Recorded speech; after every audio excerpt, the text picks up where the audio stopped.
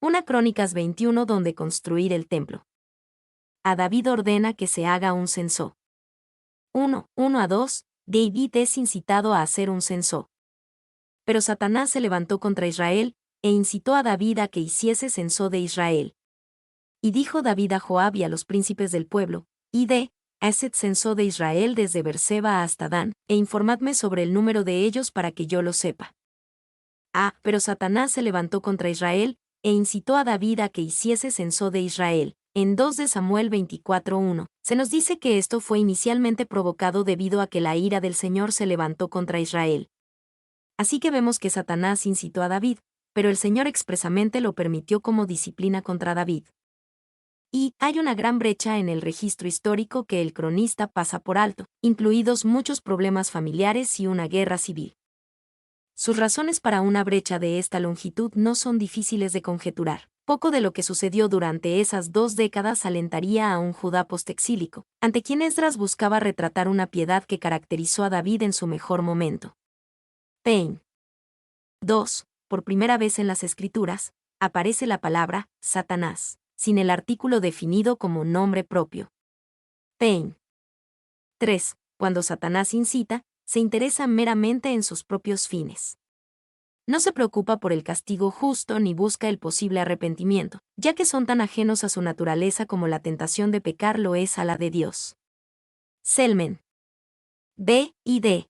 Haced censo de Israel. Esto era peligroso debido a un principio establecido en Éxodo 30 horas y 12 minutos. Cuando tomes el número de los hijos de Israel conforme a la cuenta de ellos, cada uno dará a Jehová el rescate de su persona, cuando los cuentes, para que no haya en ellos mortandad cuando los hayas contado. Y el principio de Éxodo 30 horas y 12 minutos habla de la propiedad de Dios sobre su pueblo. En el pensamiento de estas culturas antiguas, un hombre solo tenía derecho a contar o numerar lo que le pertenecía. Israel no pertenecía a David, Israel pertenecía a Dios. Le correspondía al Señor ordenar un conteo, y si David lo hacía, solo debía hacerlo por mandato de Dios y se debía dar el dinero del rescate para expiar por el conteo. 2. Numerar las huestes de Jehová no es esencial ni necesariamente incorrecto, todo depende del motivo.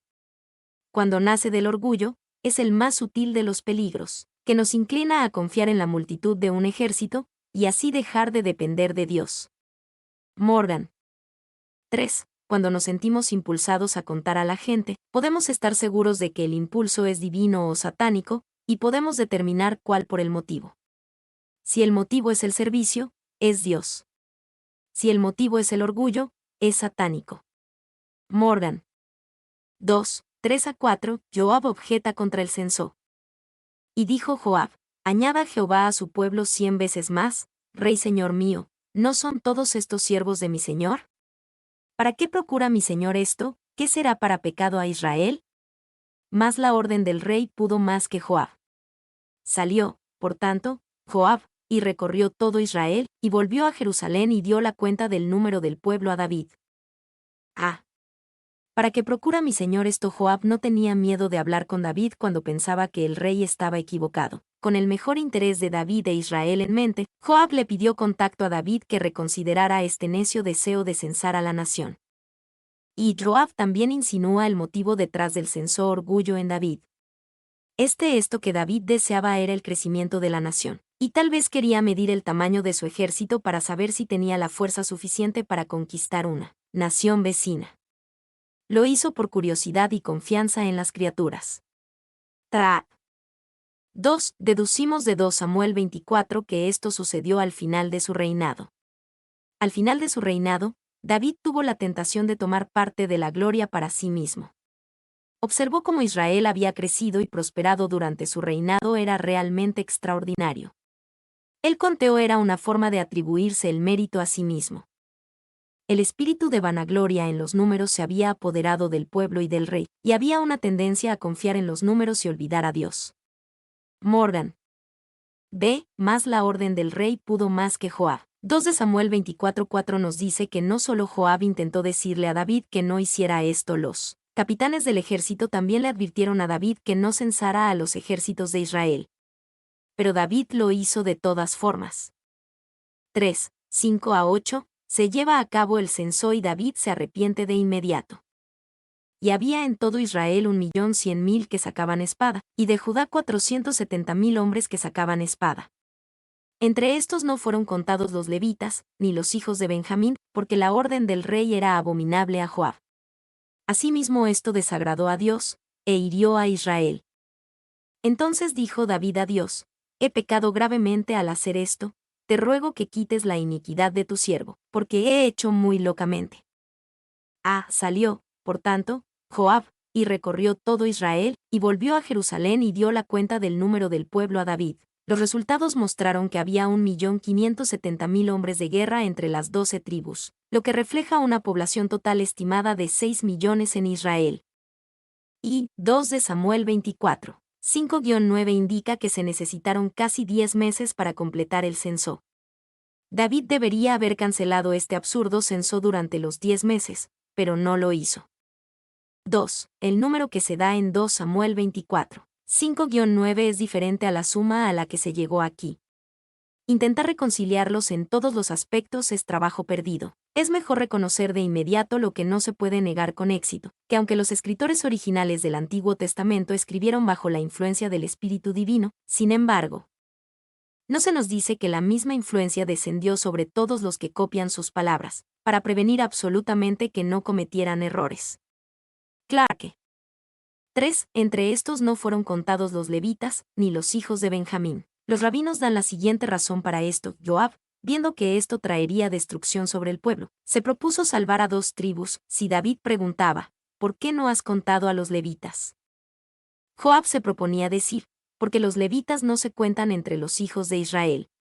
Si preguntaba, ¿por qué no has contado a Benjamín?, él respondería, Benjamín ya ha sido suficientemente castigado, a causa del trato de la mujer en Gibeá. Si, por lo tanto, esta tribu fuera castigada nuevamente, ¿quién quedaría?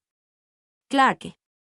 B. Hirió a Israel. Dios heriría a Israel con una elección de juicios ofrecida a David.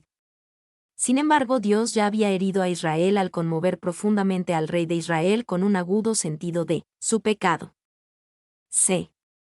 He pecado gravemente. El hombre conforme al corazón de Dios no era perfecto, pero tenía un corazón sensible al pecado cuando lo cometía.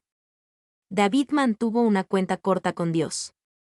Y el principal interés de este capítulo para nosotros radica en la revelación del verdadero carácter de David. Sus pecados fueron los lapsus y accidentes de su vida. Esto no es para perdonarlos. Sin embargo, es para enfatizar que el conjunto habitual de su vida fue muy diferente de lo que sugieren estos pecados, y la verdad más profunda acerca de él se revela, no por los fracasos, sino por su acción posterior. Morgan. D. Te ruego que quites la iniquidad de tu siervo, porque he hecho muy locamente. David ahora veía el orgullo y la vanagloria que lo impulsaron a hacer una cosa tan necia. 4. 9-12. Se le permite a David escoger el juicio. Y habló Jehová a Gad, vidente de David, diciendo, Ve y habla a David, y dile, así ha dicho Jehová, 3 cosas te propongo, escoge de ellas una que yo haga contigo. Y viniendo Gad a David, le dijo, así ha dicho Jehová, escoge para ti, o 3 años de hambre, o por 3 meses ser derrotado delante de tus enemigos con la espada de tus adversarios, o por 3 días la espada de Jehová, esto es, la peste en la tierra, y que el ángel de Jehová haga destrucción en todos los términos de Israel. Mira, pues, que responderé al que me ha enviado. 3 cosas te propongo. Dios usó el pecado de David y el castigo resultante para revelar el corazón y la sabiduría de David. Su elección de las siguientes 3 opciones pondría a prueba a David. 3 años de hambre. Esto seguramente sería la muerte de algunos en Israel, pero los ricos e ingeniosos sobrevivirían. Israel tendría que depender de las naciones vecinas para alimentarse. 3 meses ser derrotado delante de tus enemigos. Esto sería la muerte de algunos en Israel, pero en su mayoría solo de soldados. Israel tendría que lidiar con enemigos entre las naciones vecinas. Por 3 días, la peste en la tierra. Esto significaría la muerte para algunos en Israel, pero cualquiera podría ser herido por esta plaga, rico o pobre, influyente o anónimo, realeza o común. Y esta fue una gran misericordia. David debe ser azotado, pero puede elegir su propia vara. B. Mira, pues, que responderé al que me ha enviado. Dios quería que David usara al profeta como mediador y que respondiera al profeta en lugar de responder directamente a Dios. 5:13. David escoge los 3 días de plaga. Entonces David dijo a Gad: estoy en grande angustia. Ruego que yo caiga en la mano de Jehová, porque sus misericordias son muchas en extremo, pero que no caiga en manos de hombres. Ruego que yo caiga en la mano de Jehová. Esto significaba que David eligió los 3 días de plaga. En las otras 2 opciones, el rey y su familia podían estar aislados del peligro, pero David sabía que tenía que exponerse al castigo de Dios. Y, si hubiera elegido la guerra, su propia seguridad personal no hubiera estado en peligro, porque ya había una ordenanza que le impedía ir a la batalla. Si hubiera optado por la hambruna, su propia riqueza habría asegurado su apoyo y el de su propia familia. Pero mostró la grandeza de su mente al elegir la peste, a los estragos de los cuales él y su familia fueron expuestos igualmente con los más viles de sus súbditos. Clark. B. Pero que no caiga en manos de hombres. Esto significaba que David eligió los 3 días de plaga.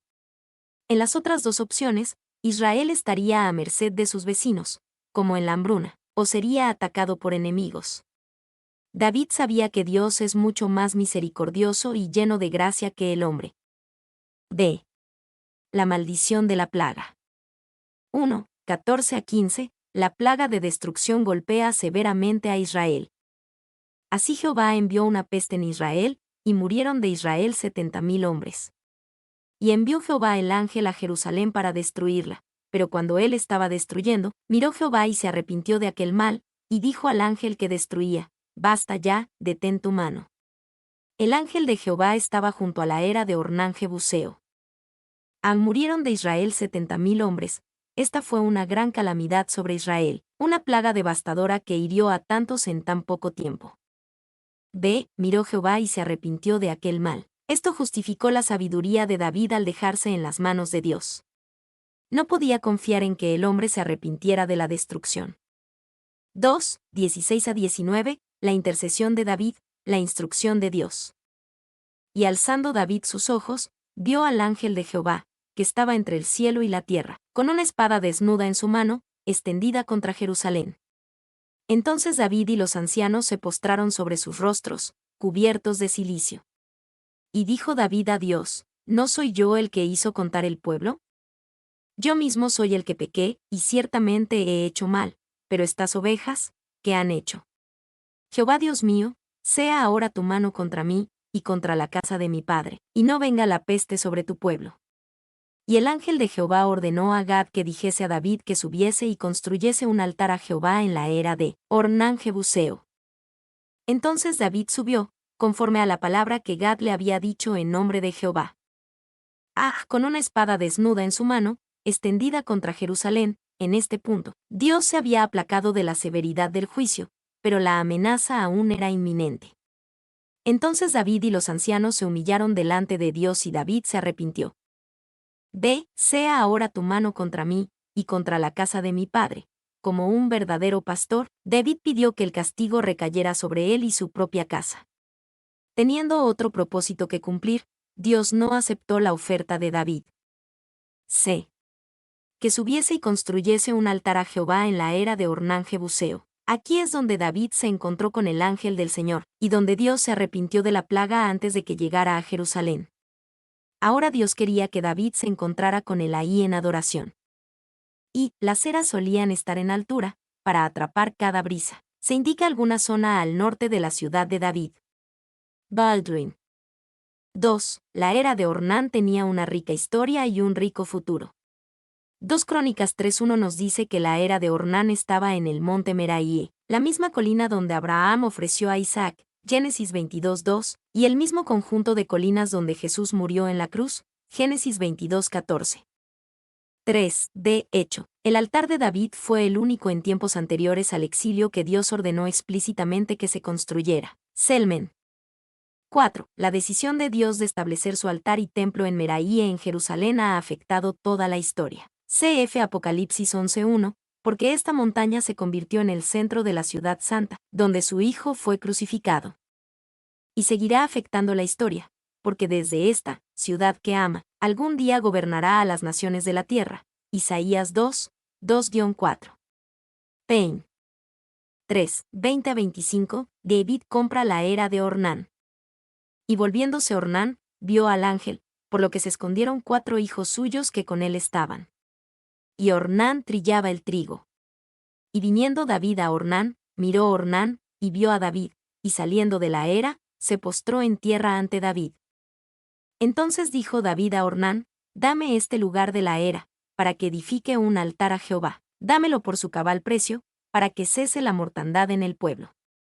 Y Ornán respondió a David, tómala para ti, y haga mi señor el rey lo que bien le parezca. Y aun los bueyes daré para el holocausto, y los trillos para leña, y trigo para la ofrenda, yo lo doy todo.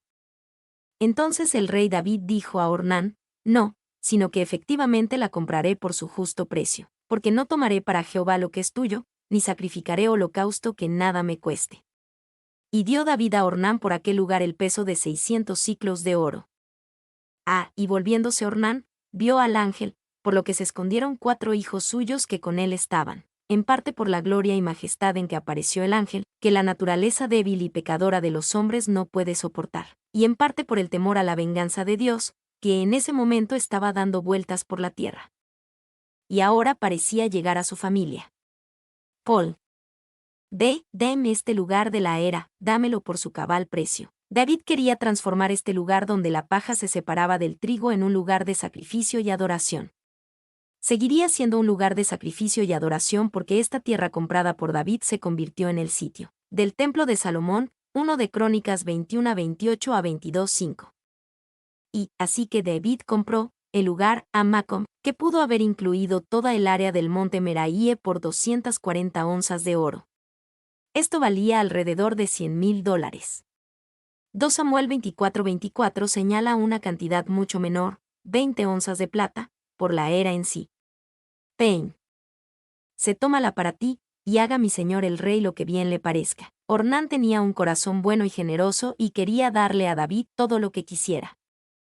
Y, si la noble oferta de Arauna, Ornán, hubiera sido aceptada, hubiera sido el sacrificio de Arauna no de David, ni habría servido para el fin de apartar la ira del Altísimo. Clarke. No, sino que efectivamente la compraré por su justo precio, porque no tomaré para Jehová lo que es tuyo, ni sacrificaré holocausto que nada me cueste. David sabía que no sería un regalo ni un sacrificio al Señor si no le costaba algo. Él no buscó la manera más barata posible de agradar a Dios. Y, el que tiene una religión que no le cuesta nada, tiene una religión que no vale nada. Nadie estimará las ordenanzas de Dios, si esas ordenanzas no le cuestan nada. Clarke. 2. Donde hay un amor fuerte y verdadero por Jesús, nos costará algo. El amor es la empresa más costosa de todas. ¿Pero qué nos importa si ganamos a Cristo? No puedes renunciar por Él sin recuperar todo a lo que has renunciado, pero purificado y transfigurado. Meyer. 4, 26-27, Dios está satisfecho y se aplaca con el juicio.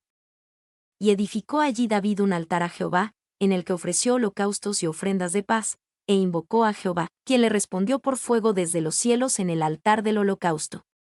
Entonces Jehová habló al ángel, y éste volvió su espada a la vaina. Ofreció holocaustos y ofrendas de paz. Esto muestra que David entendió que la muerte de los 70,000 en Israel a causa de la plaga no expió su pecado ni el de Israel.